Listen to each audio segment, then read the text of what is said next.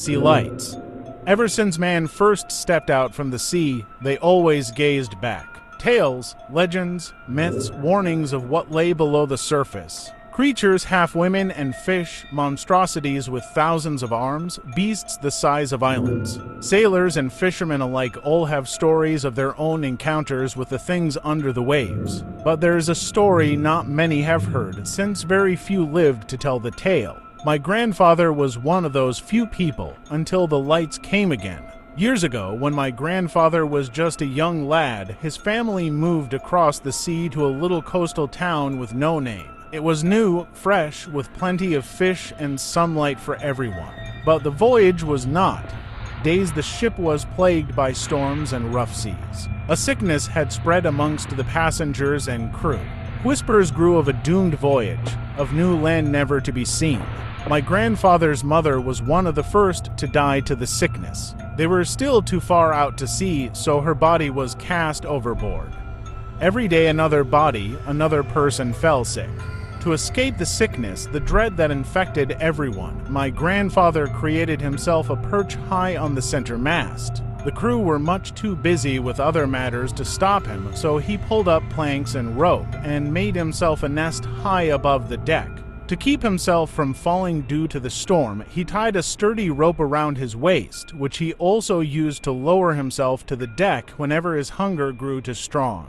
Every day he stayed up in that cubby, ignoring his grief and fear, gazing out at the dark waters, eagerly hoping to one day see the green of land. The crew had become skeletal, and the passengers even more so. My grandfather had no idea if his father and siblings still lived, hiding himself away from everyone. He lost count of how many days they had been at sea, and now his bones stuck out and his clothes hung heavy. This night was one of the few calm ones, a stillness resting in the air. Below him, my grandfather could hear people pacing along the deck, but he did not look down. Instead, he looked out, watching the water and twinkling stars. Then he saw it. There, right on the horizon, a black solid mass. It started to grow closer, and he could make out yellow lantern light. It was land, their land. Finally, after months of heartache and struggle, their journey's end was finally in sight. My grandfather opened his mouth to call out when another sight caught his gaze. Slowly, almost unnoticeable, spakes of glittering green light started to appear in the water around the ship. They twinkled like stars, but the water started to glow a sickly green. My grandfather watched, mesmerized, as more and more green glowing orbs circled the ship, filling the water. The people below on deck began to notice as well, all of them stopping and peering over the edge to get a closer look.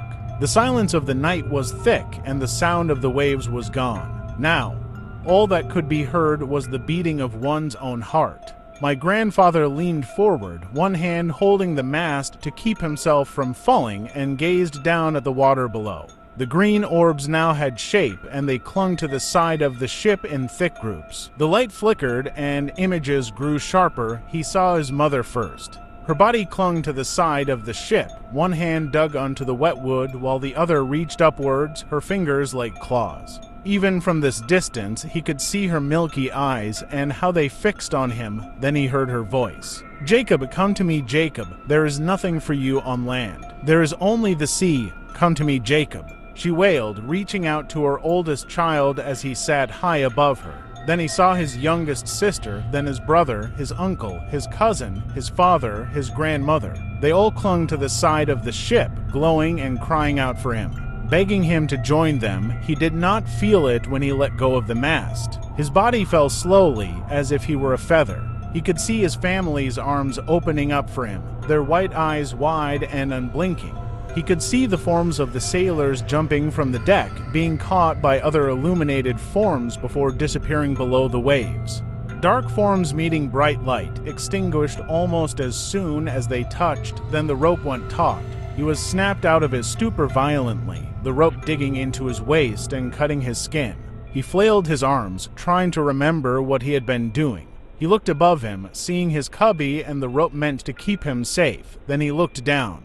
The forms of his family no longer looked as they did before. The green light grew harsher, hurting his weary eyes. Their skin was riddled with holes where fish and creatures alike had dug into them. Hair was missing in clumps from their heads. Their mouths were stained black from the sickness that took them, and their white eyes glared in hate and anger. Their talon-like fingers reached for him, their sharp black nails inches from his kicking legs. My grandfather, horrified at the image of his decaying family, grabbed the rope and with all the strength he had left, pulled himself back to the safety of his hideaway. He curled into a ball, allowing the tears that he had been holding back to spill over his cheeks. His grief came in like a tidal wave, and he closed his eyes and succumbed to his sorrow. Though his eyes were closed, he could still see the green light just beyond his eyelids. The light only faded with the arrival of another. Soft, warm yellow light began to shine, slowly overtaking the harsh green. My grandfather waited until the yellow light had been there for hours before he dared to open his eyes. The shoreline was now very close, and he could see the shapes of houses and fields. Risking a glance below, he saw that there were no longer bodies in the water, and the deck was devoid of life. Once he mustered enough strength to climb down, he found that he was the only person left on the ship. It creaked and groaned, echoing the sound of what used to be. When the boat sailed close enough, he untied a lifeboat and used his remaining strength to row to shore. As soon as it touched sand and the swaying of the sea no longer held him, my grandfather gave in to his exhaustion. For 5 days he slept, being taken in by the fishermen who found him. A search party rowed to the ship and searched for other survivors, but nothing was found. Nothing except for deep scratches all around the hull that peeled away the wood. My grandfather could not say what had happened to the other travelers of the ship.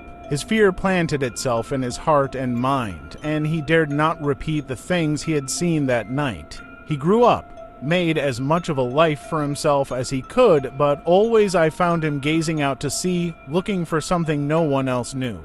He told me all of this the day of his death. We sat on a bench facing the sea, the setting sun to our left and rising moon to our right. His eyes flickered in the starlight, and as he told his tale, it began to take on a hint of green.